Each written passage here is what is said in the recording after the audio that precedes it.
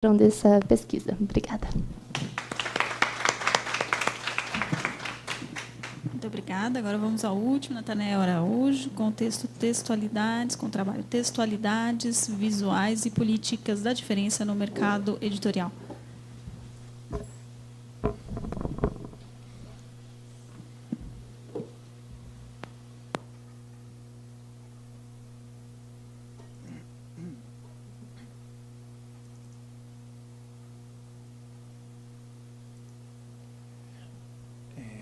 Boa tarde.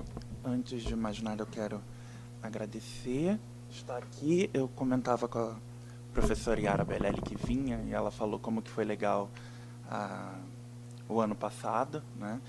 Eu me chamo Natanael, eu faço doutorado em Antropologia Social na Unicamp.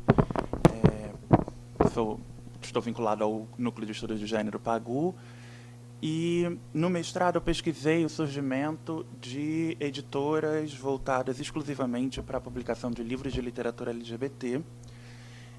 E como desdobramento, atualmente no meu doutorado, eu venho pesquisando as feiras de publicações experimentais, né, e a publicação de fanzines, livros de artistas, fotolivros e afins, principalmente na cidade de São Paulo, nos últimos 10 anos.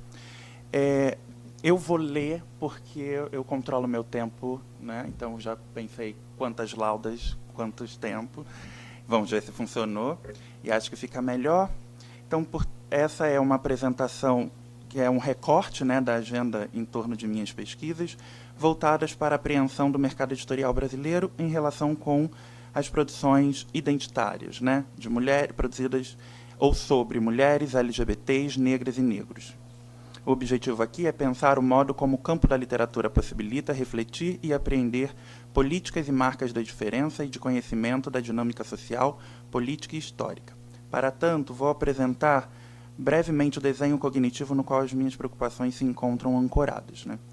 E uma das primeiras reflexões vem de História da Sexualidade 1, do filósofo Michel Foucault, né? Quando ele atentou para a relação entre discurso sobre o sexo e narrativa literária, ainda que de modo um pouco tímido, né? Após apresentar a chave de leitura em voga até então, né, sobre de que haveria uma repressão, né, do discurso sobre sexualidade, o autor vai propor repensá-las no que concerne à hipótese repressiva, traçando outra forma de investigação acerca da relação entre poder, saber e prazer. Não se guiando pela lógica da interdição ao sexo instaurado na sociedade desde períodos longínquos, é que o autor parte para uma averiguação da produção enquanto discurso. Assim, afirma que no século XVI, o que se observou não foi a restrição discursiva do e sobre o sexo, mas a sua incitação acelerada a partir principalmente do século XVIII em espaços de exercício de poder institucionais. De acordo com Foucault, o sexo foi transformado em discurso na medida em que o ato de dizer a si e ao outro tudo e qualquer coisa, sensações e pensamentos que possa estar ou ser vinculado ao jogo do prazer, ao sexo, se fez imperativo.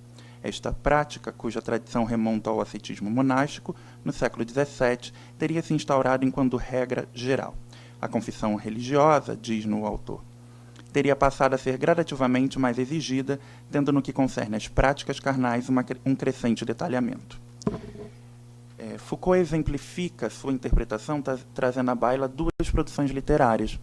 Uma das obras é 120 Dias de Sodoma, escrita em 1785 pelo Marquês de Sade, e outra se chama My Secret Life, né, publicada em 1888. Eu vou pular para não ficar muito extenso.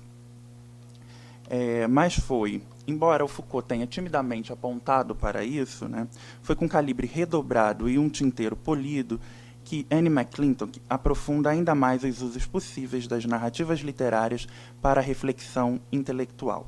As Minas do Rei Salomão, obra do escritor Henry Hyder Haggard, que, publicada em 1885, tornou-se um verdadeiro best-seller no período vitoriano, funciona enquanto chave síntese de couro imperial. A narrativa de 4 viajantes ao centro da África à procura da mítica riqueza do rei Salomão, personagem bíblico que por si só já renderia desdobramentos infindáveis, se torna um chão sobre o qual a autora sedimenta seus passos analíticos para poder refletir a respeito das dinâmicas de raça, gênero e classe no embate colonial. Para tanto, McClintock não desperdiça os aspectos indiciários, sobretudo ao escrutinar o mapa presente na narrativa elaborada por Hargatt, logo nas primeiras páginas de sua obra. Mais do que um mero indicador da localização de diamantes em alguma mina do sul da África, para a autora há ali a possibilidade de pensar, em miniatura, 3 dos temas dominantes do imperialismo ocidental: a transmissão do poder masculino branco através do controle das mulheres colonizadas, o surgimento de uma nova ordem global de conhecimento cultural e o comando imperial do capital mercantil. Estes 3 temas em cujo trabalho McClintock irá se debruçar se iniciam a partir do esquartejamento das possibilidades interpretativas do mapa. Destaque para a diferença deste mapa frente aos demais, presentes em narrativas coloniais: a sua dimensão sexual. Assim, a autora escrutina o aspecto simbólico deste artefato para apontar a alusão a uma ordem oculta subjacente à modernidade industrial, a conquista da forma sexual e de trabalho das mulheres colonizadas. Para McClintock, o mapa aponta para um paradoxo aonde, se de um lado temos o trajeto no qual homens brancos devem seguir rumo à riqueza perdida do rei Salomão, de outro se tem um diagrama do corpo feminino, né? Então, Anne McClintock, ela inverte o desenho do mapa, como se a gente virasse o livro, e ela observa ali a figura de um corpo feminino, e ela vai, então, explorar isso. Esmiuçando as 2 formas de olhar para o mapa, é que a autora aponta para a correlação entre as 2 interpretações possíveis e sua impossível disjunção, tal como para a indissociabilidade de investir na ligação perigosa e contraditória entre a força imperial e a anti-imperial, entre dinheiro e sexualidade, entre violência e desejo, entre trabalho e resistência. Temas que percorrem toda a obra analítica condensada em Coro Imperial. O mapa, como parábola em miniatura, assinala para temas e elementos constitutivos em e através de relações nas quais categorias sociais não existem em isolado, mas se produzem e atualizam simultaneamente. Do mesmo modo que McClintock condena o uso da sexualidade como mera metáfora das relações sociais, o que impossibilitaria pensar gênero como dinâmica constitutiva do poder imperial e do anti-imperial, presentes nos trabalhos a respeito deste período, a literatura também não opera aqui como mero recurso ilustrativo, ganhando contornos que permitem apreendê-la no próprio bojo da reflexão intelectual enquanto produto atravessado por interesses. A autora avança nas análises sobre imperialismos e estudos coloniais não apenas ao adensar a reflexão, seguindo os aspectos de gênero, classe e raça, como inova ao ir mais a fundo no próprio trato de seu material empírico, se pensarmos orientalismo e mesmo cultura e imperialismo, obras do crítico literário Edward Said, referência para a escritora. Somados à literatura, o uso de fotografias, histórias orais, poesias e novelas, bem como diários íntimos, como no capítulo que leva o mesmo título da obra, refletem a proposta da autora de pensar os meandros da intimidade, onde prazeres e poderes textuais, institucionais e outros explodem uma míriade de significados correlacionados. Nesta seara, as contribuições de Edward Said se revelam desdobradas. Afinal, foi a partir de obras literárias e textos jornalísticos, dentre outros, que o intelectual buscou revelar como o Oriente foi construído pela Europa, o Ocidente, enquanto um outro, um lugar de romance, de seres exóticos, de memórias e passagens obsessivas, de experiências notáveis. Orientalismo marca o exitoso trabalho que revela como poetas e romancistas europeus, por meio de suas narrativas, ajudaram a compor uma paisagem não apenas do que seja o Oriente, mas também do próprio Ocidente, acarretando na afirmação da cultura europeia como superior em relação a qualquer outra, e lhe atribuindo, portanto, força e identidade. Nesse escrutínio, o trabalho de Beatriz Preciado, Pornotopia, Arquitetura e Sexualidade em Playboy, revela como a junção da Playboy com um conjunto de espaços, dentre eles o apartamento em Chicago do criador da revista e depois a mansão que construiu em Los Angeles, funcionou como um laboratório crítico para explorar o imaginário de um novo discurso sobre gênero, sexualidade, pornografia, domesticidade e espaço público durante a Guerra Fria. Os apartamentos de solteiros exibidos na revista Playboy, com móveis e objetos modernos no qual o homem jovem exercita sua sexualidade, assim como a mansão de Hugh Hefner, o dono da Playboy, com a cama redonda e giratória, o salão de jogos, o bar subterrâneo, de onde se pode ver a piscina, onde nadam nuas as convidadas, são uma máquina performativa de gênero, nos termos de Preciado, e um dispositivo arquitetônico. Eles condensam a produção pública do privado e da espetacularização da domesticidade, em contraposição à casa familiar suburbana, espaço heterossexual dominante na cultura norte-americana do pós-guerra. A partir um pouco desse chão, eu venho tentando, então, agora, não apenas fazer um trabalho que, em geral, é mais comum na antropologia, que é a etnografia dos espaços de lançamentos de livros, feiras e saraus, mas também a analisar determinados conjuntos de obras, né? E eu escolhi, para conversar com vocês, e é quase um pedido de ajuda, né? Porque, como antropólogo, eu estou sempre lendo o pessoal da ECA, para apontar os textos visuais e as imagens textuais como operadores de um discurso ensejado, né? E, para isso, eu escolhi 2 trabalhos da editora Quatro Cantos, que é uma pequena empresa cultural que surgiu na cidade de São Paulo em 2012. O seu fundador, Renato Potenza, foi formado aqui pela ECA, em editoração, em 96, e desde então vem trabalhando com a produção de livros, né? Há 12 anos, dirigindo uma agência editorial que presta serviços a grandes editoras. A experiência com o mercado editorial foi fundamental para lançar um selo próprio. Além de revelar talentos literários, a linha editorial da Quatro Cantos foca em autores nacionais e internacionais nos gêneros de ficção, poesia infanto-juvenil e infantil. Junto com ele, Rosana Martinelli, sua companheira e sócia da empresa, que é formada em Medicina e em Artes, né? O primeiro romance, Águas Turvas, é um romance do escritor Hélder Caldeira, voltado para o público adulto e publicado em 2014, que narra a história de 2 personagens, né? A outra obra que eu trouxe e vou passar em seguida se chama O Pinguim Azul de Miguel, livro da escritora e editora Rosana Martinelli com a ilustradora Mariana Belém, lançado em 2016, voltado para o público infanto-juvenil.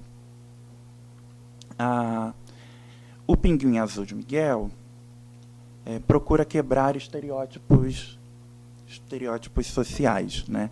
O texto não problematiza nenhuma questão, mas as ilustrações fogem ao padrão e vêm para quebrar a ideia pré-formada que a criança passa a ter, como esclarece os autores, né?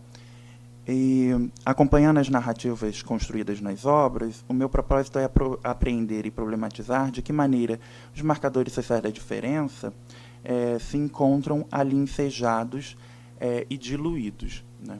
Então, um pouco o que eu tenho pensado é como a gente pode trabalhar tanto a dimensão do texto como imagem e a imagem como um texto, né? Porque se na primeira obra há muito da domesticidade, né, e a cena do livro, né, é o espaço em que os protagonistas tiveram sua primeira relação sexual e amorosa, isso não é explicitado textualmente no romance, né, mas isso se espraia nessa imagem, que é uma imagem de domesticidade, né. Por outro lado, quando a gente olha para o Pinguim Azul de Miguel, o texto ele é absurdamente uma narrativa como outra qualquer. Mas quando a gente olha para a ilustração, a gente vê que o Miguel tem cabelos compridos, que a médica que ele vai é negra e tem um cabelo black, né, que a sua treinadora de esportes é uma mulher, né, e, portanto, tem aí uma tensão que eu tenho escrutinado. Então, um pouco isso. Obrigado.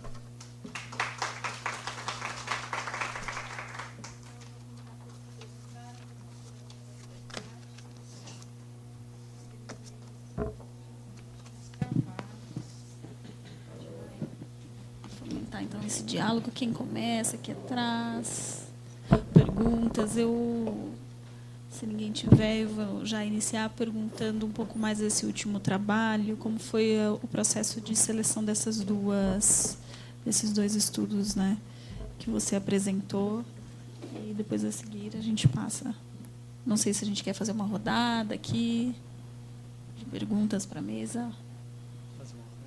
Vamos fazer uma rodada, porque aí a gente já, né, encerra nesses 15, eu acho que é mais dinâmico. É uma pergunta pontual para você, esqueci seu nome, mas eu não sei se eu peguei bem, mas você comentou em determinado momento de uma pesquisa em que você citou que 90% da população trans dessa pesquisa tinha passado pela experiência de prostituição. E aí eu queria entender um pouco o universo dessa pesquisa, porque eu achei um número alto, né? Enfim, aí depois eu queria saber qual era o universo.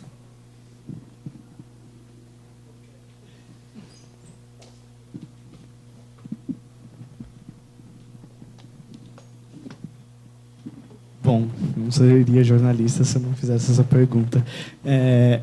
A gente teve aqui na conferência de abertura uma fala do Vitor Grunwald que atentava para os riscos de algumas lógicas de cooptação de discursos, e para isso ele alertou principalmente com exemplos de Estados-nações que cooptam discursos de diversidade, pró-direitos humanos, e na prática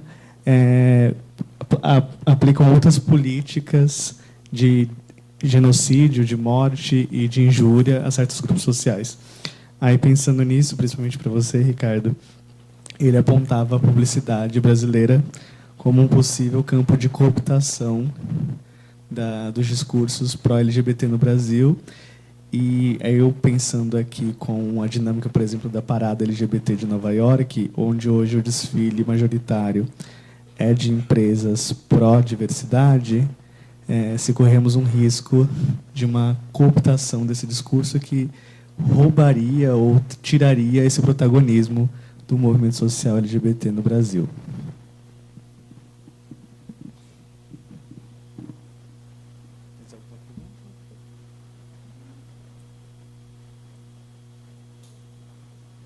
Eu queria só fazer um comentário para os dois da mesa, e depois para as duas meninas, para os dois que trabalham com comunicação organizacional. Apenas um comentário. Parabéns pela revisão bibliográfica, né, que vocês vêm fazendo no grupo. Eu acho que é interessante, né? Atualmente eu dou aulas de relações públicas, não é a minha área de pesquisa inicial, né? Sou formada em jornalismo e depois trabalhei com as questões de televisão e etc, e representação, e para mim nessa área de relações públicas tem sido um grande campo de pesquisa interessantíssimo. E aí você citou um autor, o Grunig, né? Muito interessante você ter chamado a atenção, porque de fato ele foi buscar, né, essa questão da diversidade e depois não foi, né, tão trabalhado aqui no Brasil. A seguir, é um autor lido por aqui. Muito bem. E para as meninas que trabalharam com a questão de TI, né, recentemente nós tivemos lá na FATEC Barueri um grupo de profissionais da área de TI que trabalham na Tata Constance, e elas estão circulando com um grupo de palestras, etc. E aí, de repente, pode ser um campo de pesquisa interessante para vocês no futuro, né? Pensar o que elas estão falando, quais são as problematizações que elas estão levantando, né?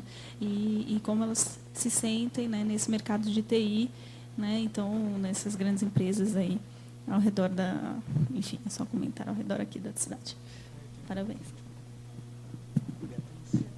Beatriz, eu não sei se você assiste, mas eu estou encantado porque eu ando assistindo agora o Handmaid's Tale, e tua fala me deixou extremamente encantado pela escolha do estudo, pela proposta, pela originalidade, e eu fiquei pensando em alguns cenários comparando a série com o que você aponta aqui, desse local, desse locus do feminino como assistente, como objeto, como numa distopia, em algumas distopias até tecnológicas, o que pode acontecer com esses significados que a gente dá ao feminino. Não sei se você assiste, eu queria só um comentário nesse sentido. Muito bem. E uma última para a gente encerrar essa rodada.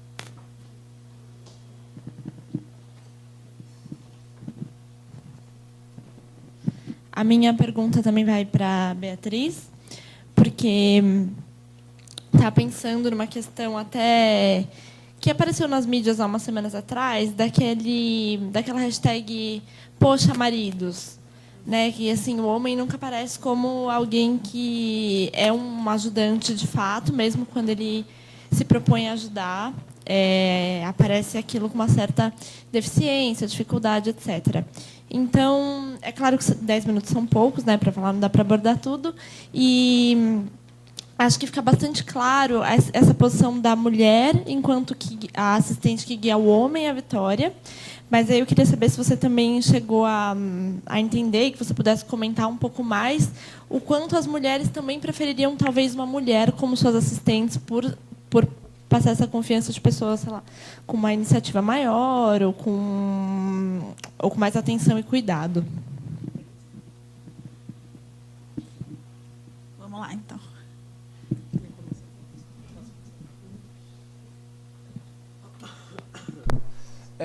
A minha pesquisa foi feita pela ANTRA e ela é uma associação nacional que envolve essas questões do transexual. E como eu disse, ela foi feita em 2013, então está meio antiga. Mas ela foi feita em diversos lugares do Brasil. Eu não vou saber os dados específicos, mas a maior parte se aglomera no estado de São Paulo, mas foi feita no Brasil inteiro geral.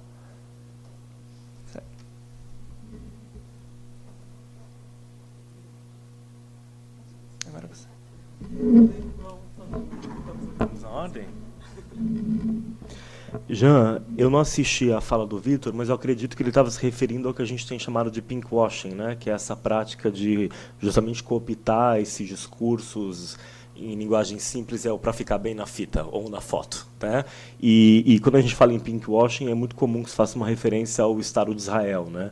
E a participação, o patrocínio do Estado de Israel à parada LGBT de São Paulo, inclusive, foi algo bastante questionado, né? De um Estado que se vende como pró-LGBT e, de fato, naquela região ali do Oriente Médio, é uma ilha de tolerância, pelo menos na comparação com os demais países, mas que faria isso para se eximir de responsabilidades ou de discussões que envolvem, por exemplo, a questão palestina. Acho que é algo que a gente tem que estar atento, né? Olhando para o universo das marcas, eu acho que as práticas de pinkwashing elas têm cada vez menos espaço porque a gente está em ambientes cada vez mais vigiados, né? A gente sabe que hoje qualquer marca, quando lança uma campanha, por exemplo, desse tipo, ela é facilmente e rapidamente questionada nas redes digitais, por exemplo. E uma das primeiras perguntas que se faz hoje é quem fez essa campanha, né? Quantas pessoas LGBT, para ficar num exemplo, estavam na agência, aprovaram esse job, quantas pessoas trans trabalham aí. Então, não foi exatamente o que eu pesquisei, eu estou falando aí mais do meu papel de quem acompanha essa movimentação no mercado. Mas eu acho que é um discurso que cada vez mais tem dificuldade para sustentar. E é curioso notar como isso mudou em pouquíssimo tempo, né? Porque em 2015, uma publicidade que colocasse um casal homossexual, por exemplo, renderia manchete de jornal, né? Propaganda de não sei quem tinha um casal homossexual. A discussão hoje já não está mais aí, né? Em relação às questões de sexualidade, já não está mais aí. A discussão já está nas estruturas da empresa. Em relação das empresas de forma geral, se a gente pensar nas agências incluídas nessa história. E aí eu acho que o que eu vejo hoje como os desafios que correm em paralelo são desafios que eu pensei aqui para facilitar a discussão, em separar entre desafios no campo da inclusão e no campo da representatividade, que correm em paralelo, não se sobrepõem nem se anulam também. No campo da representatividade, historicamente, a publicidade representou um estilo de vida aspiracional, deu voz e vez apenas a pessoas brancas, a narrativas cisgêneras, masculinas e por aí vai. Hoje a gente percebe no trabalho de algumas marcas uma pluralidade maior. Isso, na minha visão, por si só já tem valor. O mundo em que eu cresci foi um mundo em que, por exemplo, não havia qualquer referência positiva a LGBT na mídia. Qualquer. Então eu já olho como algo positivo você ter algumas marcas caminhando nessa direção. Isso resolve a questão como um todo? Longe disso, porque a questão, de fato, é discutir a estrutura das empresas, das organizações que, por exemplo, fizeram uma campanha como essa, que é onde reside a maior dificuldade, né?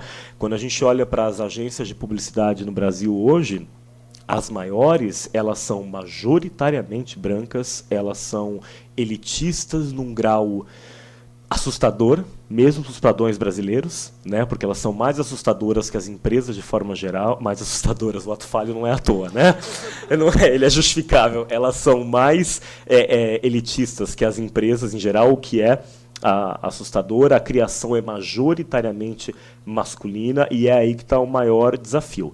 Na questão LGBT, Em muitas agências, a figura do gay e da lésbica, ela sempre fez parte ali do cotidiano, o mercado sempre gostou de se pensar muito cool, esse não é um debate para nós. Agora, com as pesquisas sobre assédio no meio publicitário, a gente vê que é um debate, sim, que precisa ser endereçado, porque o que fica para mim, e isso vale para as organizações, que é o que tem orientado meu trabalho agora, que é o me perguntar o diversidade para quem, né? Nesse cenário de complexidade que a gente está falando, de identificar que é muito importante que a gente tenha avançado com essa questão, mas que a gente tem que partir para a próxima. Ou seja, que bom que podemos discutir LGBT nas organizações, que excelente, mas que LGBTs temos incluídos? Porque se a gente continuar incluindo apenas LGBs, brancos, formados nas mesmas 5 universidades, de classe média alta, é uma inclusão soft, né? É uma inclusão de heteronormativos, então, fica uma inclusão de um grupo mais palatável. Falar em diversidade para um gay como eu, por exemplo, talvez seja muito fácil, né? Que tensão que o meu corpo talvez seja capaz de gerar numa organização? Perto de zero. Né? Quando a gente pensa nos corpos dissidentes, nas expressões de gênero mais dissidentes, é que os principais desafios vão surgir mesmo.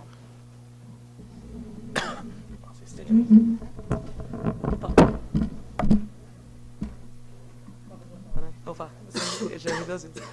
Bom, primeiro eu vou falar a pergunta da Gabi, mas basicamente o que eu vi até agora das pesquisas, tá? Depende muito do assistente pessoal e do grupo que aquele assistente ele foi testado. Por exemplo, quando o Clifford Ness ele fala isso, que ao se testar com grupos, vamos dizer, de consumidores médios dos celulares, tanto mulheres quanto homens preferiam as vozes femininas. Mas é porque também tem essa questão do próprio estereótipo feminino que já se tem e o fato disso, das vozes elas serem consideradas mais perdoáveis. Mas, por exemplo, tem um caso interessante que é de um assistente virtual que ele era masculino num carro. E aí, tanto os consumidores homens quanto as mulheres ficaram muito nervosos que aquela voz ela estava demandando coisas, era essa voz masculina. Então, fala assim, então o fato deveríamos ter colocado uma voz feminina? Não, o fato é uma questão da própria tecnologia, ela está fazendo coisas erradas. E aí também o fato dos designers atrelarem aquilo ao gênero da personalidade do assistente, porque já se tem esse estereótipo, se pensa, né, precisamos generificar isso. Então, como é que vamos fazer isso? Vamos pensar no estereótipo mais fácil de ser democratizado. Aí eu vi uma outra pesquisa também com alguns bots, né, específicos de algumas marcas, e aí as marcas elas preferem utilizar o gênero da personalidade delas já. Então, por exemplo, tinha um bot da Netflix, né, que a Netflix coloca como mulher, né, então era uma mulher. Hoje a gente tem a Lu da Magazine Luiza, né, então ela também é uma mulher, mas aí a gente tem o Baianinho, por exemplo, aí tem o Shopbot da eBay. Então, o que eu vejo que depende muito não é só o fato do consumidor, mas como os designers eles querem abarcar aquilo e aquele estereótipo. Porque eu acho que pelo menos eu vejo assim, eu acho que o mundo ele tem espaço para todo tipo de narrativa, todo tipo de construção de diálogo, de personalidades diferentes, e eu acho que também tem um papel desses designers de às vezes conseguirem enfrentar esses estereótipos majoritários, de falar assim, não, se eu preciso pensar num bot que as pessoas elas fiquem totalmente calmas, então eu vejo aqui nas minhas pesquisas que mulheres deixam pessoas mais calmas, então vai ser sempre mulher. Eu tive essa discussão, foi muito interessante. Teve uma palestra na Japan House com esse roboticista que é o Ishiguro. Ele faz geminoides, né, que são androides que se parecem com humanos, e o androide dele parecia com ele. E ele falou essas questões, nós fazemos vários androides e a maioria dos androides são mulheres. E aí a gente, né, foi perguntar, tipo, mas Ishiguro, por que a maioria dos androides eles são mulheres? Né? Ele falou assim, porque crianças e adultos se sentem menos assustados com mulheres. Só que aí a gente fala assim, mas Ishiguro, você também não vê que aí tem uma questão social do olhar sobre a mulher e do olhar também do masculino, de ter essa tensão de... Se crianças também têm um medo do masculino, também é uma questão aí, do mesmo jeito que esse olhar da passividade da mulher, né? Dessa não transgressão, né? Então, eu acho que tem que se ter essa discussão um pouco mais generalizada. Ela está começando, eu acho, nesse momento, mas eu, pessoalmente, eu não iria para um caminho de simplesmente se existe uma preferência feminina, então vamos por esse caminho da preferência. Então as marcas elas tinham que ser um pouco mais transgressoras com isso. Sobre Handmaids, eu amo Handmaids, sou muito suspeita porque eu amo sci-fi no geral, principalmente distopias. E aí eu fiz até um trabalho recente com a Envision, que é uma das empresas que eu trabalho, para o governo da Suíça, pegando algumas peças sci-fi, olhando tecnologias emergentes e entendendo, basicamente, que como essas tecnologias emergentes e o quanto de cognição a gente coloca nelas e as narrativas que elas são mais hegemônicas, elas acabam construindo esse futuro. De um jeito bem simples. Hoje a gente tem um milionário, né, que ele fala que vamos levar a sociedade para Marte. Então ele coloca dinheiro nisso, conta na mídia, existem várias narrativas, então vários poderes diferentes e atores sociais se articulam para aquilo que aconteça.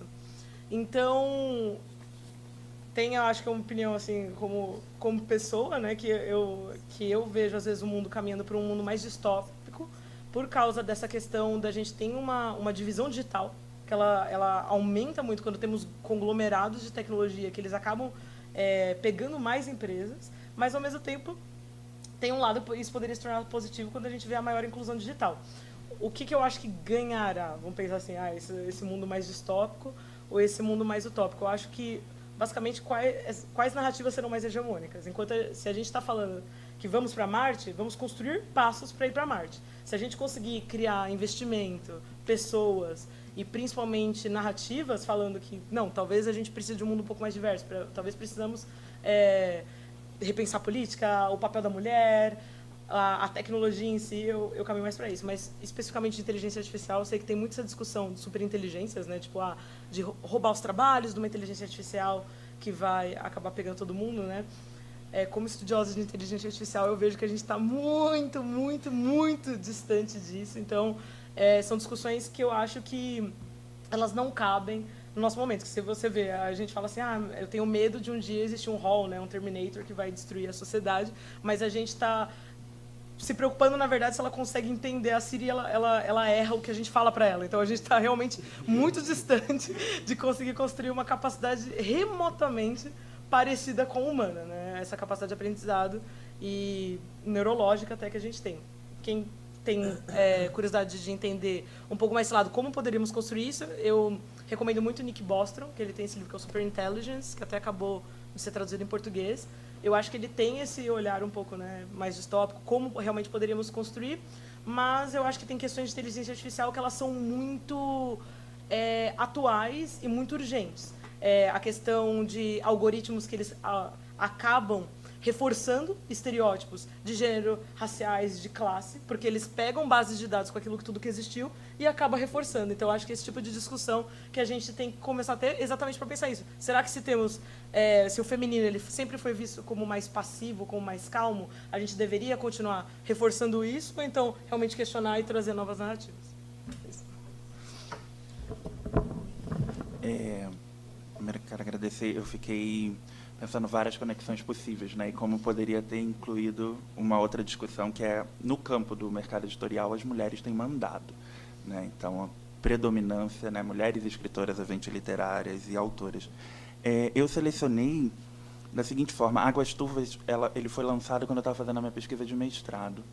E eu utilizei como um bom contraponto, porque ele foi publicado por uma editora que não surgiu exclusivamente para ser publicadora de obras LGBTs. Então, eu queria um pouco contrastar obras publicadas por editoras específicas para isso e obras não voltadas para isso, né? Então, para pensar um pouco a diferença. E eu escrevi depois um artigo sobre, mas eu tinha ignorado a capa solenemente, né? Eu achava que eu não tinha uma competência para analisar a capa, e depois eu voltei à imagem, né? Depois que eu fui lendo Preciado, entendendo essas figuras de domesticidade e tudo mais, eu falei, opa, me escapou alguma coisa ali. E o Pinguim de Miguel foi lançado agora, quando eu estou no doutorado, né, pela mesma editora, e eu já estava agora pensando nas políticas da ilustração e na ilustração, né? Então, eu voltei a pensar, porque o que tem me interessado é a materialidade dos objetos impressos. Assim. Então, foi um pouco isso que definiu a minha escolha pelos livros. Posso pegar um gancho? Bem rapidamente. Não, que você falou, pensou assim, que eu estou pensando a ilustração e o texto como texto, né? Sim, aqui a gente sempre pensa tudo como texto, né? Qualquer coisa é texto. E não só a ilustração é um texto separado, apartado do texto, como o fato dos dois, o Pinguim de Miguel é muito interessante, né? Como o fato dos dois estarem colocados lado a lado é um outro texto também, né? Era uma outra proposta. Eu acho assim que eu não li o texto do livro, mas pela ilustração que você comenta e pelo que você fala de ser um texto comum, tranquilo e tal, é exatamente isso, né? A quebra. Ele está fazendo uma proposta extremamente interessante de quebra mesmo de estereótipo, né? De um jeito muito esperto. Né? Porque, na verdade, é esse o jeito, né? Na verdade, é esse o jeito. É não ficar apontando. É simplesmente colocar. É muito isso. Assim, é simplesmente a gente troca. Em vez de ser homem, de ser mulher, botamos homem. Trocamos, pronto, resolve. Mas eu acho bem interessante esse seu caminho, assim, de pensar como um texto coletivo. Assim, é o que a gente pensa aqui. Né? É isso. Vou comentar porque eu trouxe. E eu tô, de certa forma, assim, porque, enfim, isso tem. Vou passar para todo mundo. É porque tem uma. Bom, enfim, livros infantos juvenis ilustrados, eles são maiores, em geral 27, né, por 27, e ele acaba funcionando como frames, né, porque cada conjunto, quando você abre, é uma das diversidades, né? Então, por aqui, por exemplo, ele tem uma irmã, o Miguel tem uma irmã que é modelo, mas aí a ilustração diz que é uma modelo plus size, né? Então, como que a política está sendo operada nessa combinação de um outro texto, né, que, em geral, sempre foi muito mais pouco apreendido, né? Politicamente e também. Tem essa brincadeira, né? Quem lê imagina uma coisa, e quando vai para a ilustração é outra coisa. Brincar um pouco com os estereótipos que são pensados, né? A partir da leitura, eu iria por aí um pouco por esse lado dos paratextos infinitos aí do Genete, para pensar nisso. Enfim, você tem um caminho legal aí pela frente. Muito bem. E nós estamos em cima da hora, inclusive já passamos um pouquinho. Vamos ver se eles estão na porta? Então, ok. Vamos passar aqui mais uma. Isso. Ah, sim, verdade. Então, eles chegam, a gente sabe. Estamos coerentes. Temos ilustrações aqui. Né? A gente finge. Inclusive, quando eu cheguei, eu fui na mesa ali embaixo e falei, eu vim apresentar, e aí fala, não, tá tendo a jornada de quadrinhos. Eu falei, não sabia, porque eu também pesquiso quadrinhos. Então, eu só queria parabenizar a mesa, né, todo mundo que apresentou, e queria só fazer um comentário. Eu achei interessante até que o Natanael está sentado ao lado da Beatriz e ver esse contraste, né? Porque, por exemplo, no mercado editorial a gente acaba tendo mais exemplos de quebra, né, desses estereótipos, enquanto digamos, nessas pesquisas mais que estão em desenvolvimento aí das inteligências artificiais, a gente tem, na verdade, um cenário que acaba corroborando, continua prescrevendo normas de gênero ainda dentro do binário e das ideias de masculino e feminino socioculturalmente convencionadas, né? Então, acho que fazendo assim um link com o bloco anterior, que a Vanessa, desculpa, a Viviane trouxe aquela pergunta, a teoria é cis, então fica também a questão, e a tecnologia, né? É uma coisa nova, é um universo que está em construção e a gente está construindo ainda, reiterando velhas ideias. Por que não? É aí que eu queria fazer uma pergunta para a Beatriz nesse sentido. Quais as diferenças entre elas? Você tem tido diferenças de atitude entre, por exemplo, essas assistentes virtuais? Teórica, você está falando? Não, de formato mesmo, até porque, por exemplo, o que é uma voz feminina e o que é uma voz... Podia ser, por exemplo, uma assistente que eles falam que é uma identidade feminina, mas com um outro tipo de voz, entendeu? Para quebrar esses padrões. A gente tem alguma iniciativa nesse sentido? Não, deixa eu só fazer um comentário, porque assim, não é exatamente um maravilhoso mercado editorial. É porque eu tenho trabalhado com os dissidentes, né? Então eu tenho pego editoras pequenas, artesanais, consideradas independentes. Se a gente for olhar a Companhia das Letras, Record, Rocco, não vai no mesma tragédia geral, né? Então, mas uma coisa que eu queria completar eu fiquei muito pensando quando você estava falando do seu trabalho, as pesquisas sobre TI que vão mostrando justamente mudanças de sotaque, mudanças de perdas de regionalismo para você poder, por exemplo, trabalhar como telemarketing, né? Porque embora você esteja, enfim, a mão de obra seja do Ceará, né, não pode ter sotaque.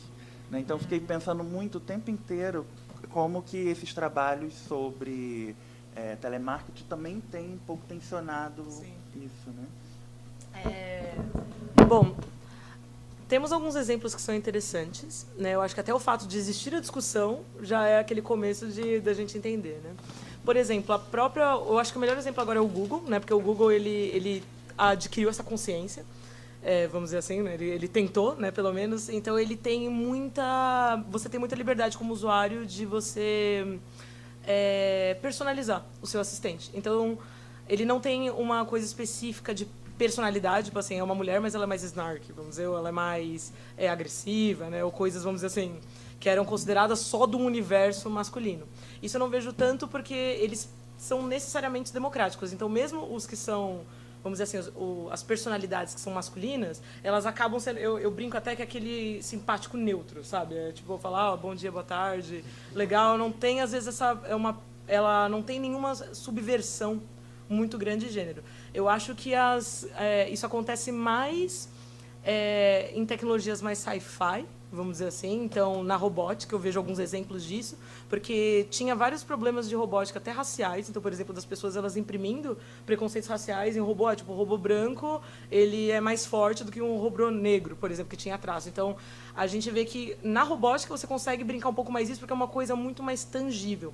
Em texto, se tem um pouco essa dificuldade, às vezes. Tem algumas brincadeiras que o pessoal faz, mas elas geralmente não são essas tecnologias que alcançam um grande público. O grande público se às vezes se opta por uma não personalidade, quase.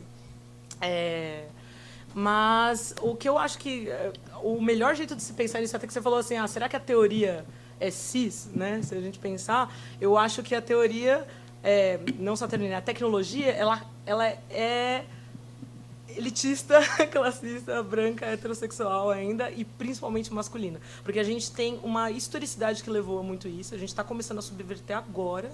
Então, até essa nossa ideia da tecnologia, eu acho que o melhor exemplo é aquilo do eletrodoméstico, que, por exemplo, se a gente pensar uma máquina de lavar que ela liberta a mulher de um trabalho que aprendia, às vezes, dentro de casa, né, economiza muito tempo, e possibilita várias outras peças, ela não é vista tão disruptiva quanto outras tecnologias como as da guerra, por exemplo. Então, né, se tem esses universos, tem várias discussões.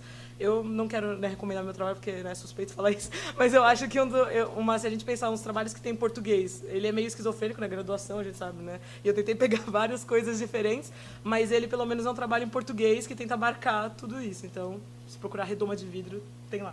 Muito bem. Então, vamos encerrar aqui. Eu convido todos, então, e todas para nós irmos ao evento cultural e o encerramento oficial do Fazendo e Desfazendo Gênero na ECA aqui em cima, no auditório Paulo Emílio. E parabéns mais uma vez e muito obrigada.